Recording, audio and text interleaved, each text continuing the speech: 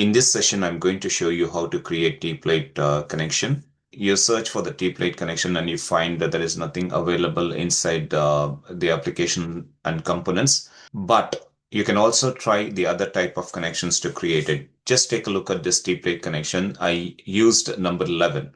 So let me show you how to do this. Let me just select the primary part and secondary part and press the middle mouse. And if I just go back to the connection properties, I'm taking the standard connection details first.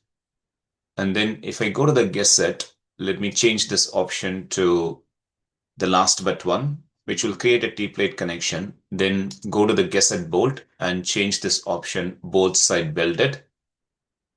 And then go to the brace bolt.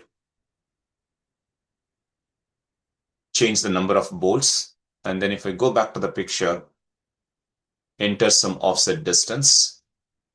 And if I go to the gusset, so this is the plate thickness for gusset and shear plate, and that's the width.